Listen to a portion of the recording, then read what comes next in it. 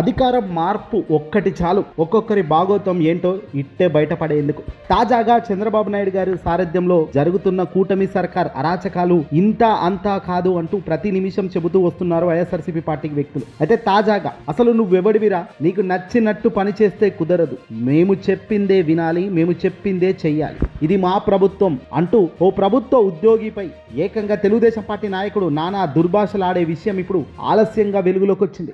నీకు నచ్చినట్టు పని చేస్తే కుదరదని, తాము చెప్పిన వారికే పథకాలు ఇవ్వాలని, నీ సంగతి చూస్తానంటూ బెదిరింపులకు దిగారు. అధికార తెలుగుదేశం పార్టీ నాయకులు గ్రామాల్లో చేస్తున్నారు రుబాబులు, బెదిరింపులు రోజుకో చోట వెలుగులోకి వస్తూనే ఉన్నాయి. తాజాగా చోడవరం మండలం రామజోగిపాలెం గ్రామంలో స్థానిక తెలుగుదేశం పార్టీ నాయకుడు ఒక పంచాయతీ సెక్రటరీని బెదిరిస్తూ చేసిన ఫోన్ కాల్ ఆడియో ఇప్పుడు కలకలం రేపుతోంది. నువ్వెవడివిరా అంటున్న మాటలు వింటుంటే నిజంగా అంతా అవాకవుతున్నారు. ప్రధానమంత్రి ఆవాస్ యోజన పథకానికి ప్రస్తుతం గ్రామాల్లో లబ్ధిదారుల ఎంపిక జరుగుతున్న విషయం మనందరికీ తెలిసిందే. గడువు నవంబర్ 30వ తేదీన అంటే నిన్నటితో ముగియడంతో ఈ ఇంటి స్థలాలు ఉన్నవారికి పథకం కింద ఇల్లు మంజూరు చేసేందుకు పంచాయతీ సచివాలయ సిబ్బంది దరఖాస్తులు తీసుకుని పరిశీలన చేశారు. ఈ క్రమంలో చోడవరం మండలం చాకిపల్లి పంచాయతీ పరిధిలో ఉన్న రామజోగిపాలెం గ్రామంలో కూడా లబ్ధిదారుల ఎంపికను పంచాయతీ కార్యదర్శి అప్పలస్వామి అనే వ్యక్తి నిర్వహిస్తున్నారట.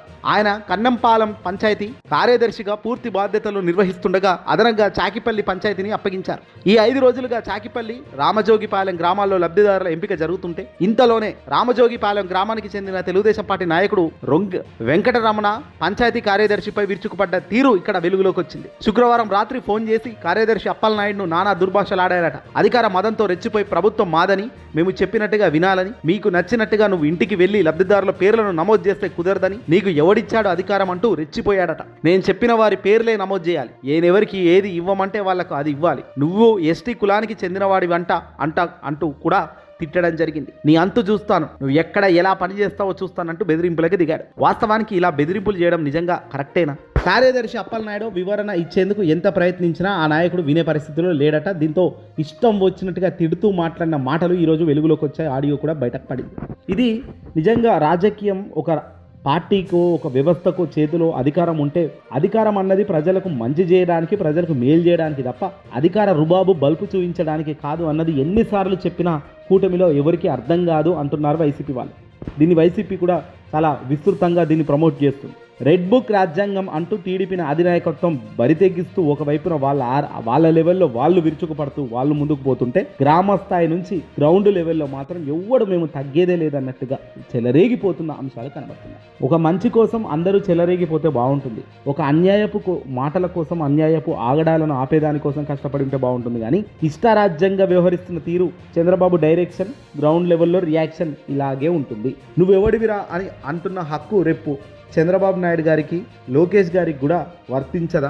ఖచ్చితంగా వర్తిస్తుంది. అంటే మీరు అధికారంలోకి వస్తే చాలు మిమ్మల్ని చూసుకొని రెచ్చిపోతామని గ్రౌండ్ లెవెల్లో ఇలా రెచ్చిపోతుంటే పైన వాళ్ళు దీన్ని అదుపు చేసేయడంలో ఫెయిల్ అవుతున్నారు అన్నది వాస్తవం. పంచాయతీ సెక్రటరీ టీడీపీ నేత బెదిరింపు ఈ రేంజ్లో ఉండడం నిజంగా ఆశ్చర్యం. ఒకసారి వీలైతే మీరు కూడా ఈ ఆడియో వినే ప్రయత్నం కూడా చేయండి. ఈ వీడియోని అసలు ఎక్కువ షేర్ చేయండి.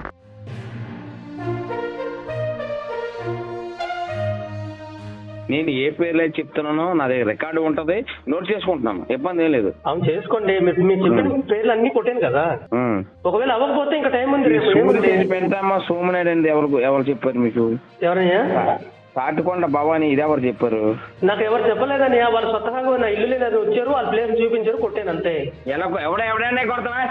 ఎవడైనా కొడతావు నువ్వు ఇస్తావా నీ జీతం డబ్బులు? ఎవరైనా కొడతావు? మీ నాయకులు ఎవరైనా కొడతావు? ఎవరైనా కొడతావు? ఇప్పుడు టైం ఎక్కువైపోయిందా? నువ్వు ఎప్పుడు వెళ్ళావు బాబు? నువ్వు ఎప్పుడు వెళ్ళావు ఊర్లో? డబ్బులు నాకు ఎవరైతే నాకు హెల్ప్ చేయలేదు అంటే మేము చెప్తుంటే నీకు ఈవేళ ఎండి ఆఫీసు, కలెక్టర్ ఆఫీసు మీటింగ్ వదిలేసి మేము చెప్పలేని పనులు ఇంటింటికి తిరిగి చేస్తున్నావు నువ్వు. చాలా మంచోడు అనుకున్నాం కానీ చాలా పెద్ద మేధావి నువ్వు. సర్పంచ్ టై అయిపోయి ఈ మధ్యన ఏటీఆర్ చేస్తాను, అంతా ఆన్ రికార్డు ఉంది, నేను తీస్తాను, చెప్తాను ఏం చేయాలో నేను చేస్తాను.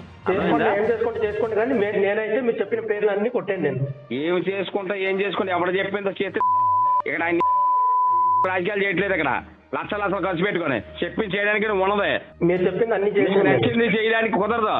నీకు నచ్చినట్టు చేస్తే కుదరదు. నీకు నచ్చినట్టు చేయాల్సింది ఏంటో తెలుసా? మీరు చెప్పింది అన్ని పంచాయతీ బిల్స్ లేకపోతే ఇంకోటి శాలరీలు రాసుకోవడమే కానీ గవర్నమెంట్ ఆదేశించింది నీకు నచ్చినట్టు చేస్తే కుదరదు. నీకు ఎవరు చెప్పారు? ఎండి గారు చెప్పారా? ఎండిఓ గారు ఏమని చెప్పారా అన్ని చేసేమని? ఎలిజిబిలిటీ ఉన్న వాళ్ళందరికీ చేయమని చెప్పారు. ఎవరికి ఎలిజిబిలిటీ? Yes eligibility. నువ్వు మేము బతిమాలుకోవడం మేము చెప్పడం ఏంటి? మనుషుల్ని ఇంటికి తిరగాలి కదా. నువ్వు లాగిన్ తీసుకొని నేను లాగిన్ నీకు ఇప్పించి బతిమాలుకోవాలా? అని మీరు ఎందుకని పనికిమాల మాటలు నీకు లాగిన్ ఇప్పించి బతిమాలుకుంటే నువ్వు చేస్తావా? ఇవన్నీ నువ్వు ఎవరు లాగిన్ ఇస్తే చేసావు ఈ 3 రోజులు? ఎవరు బతిమాలాడు నిన్ను? నాకు ఎవరు బతిమాలలేదు. మరి ఎలా చేసావు? ఎవరు బతిమాలి ఇప్పించి బతిమాలి అది బాబు ఇది బాబు అని బతిమాలితే మేము చెప్పిన పేర్లు 4-5 పేర్లు మిస్సింగ్. నీకు నచ్చిన పేర్లు నువ్వు చేస్తున్నావు. ఎందుకు మిస్ అవుతుంది? రేపు రిఫ్లెక్ట్ అవుతా చూడండి. ఎందుకు మిస్ అవుతుంది? ఆన్లైన్ లో ఏమండి సార్ సెక్రటరీ పిచ్చగా మీకు నచ్చింది చేస్తానంటే మాత్రం చెప్తున్నాను, మిమ్మల్ని గ్యారెంటీ బొక్కలు ఇరికించేస్తాను డెఫినెట్ గా. నేనే పెట్టాను సాక్ష్యం చెప్తున్నాను. నేను ఇప్పటికి వచ్చి ఎవరికి నేను కావాలని నేను చేయలేదు. అడిగి చేస్తావా నువ్వు? నీకేదో సంబంధం? నీకేం సంబంధం?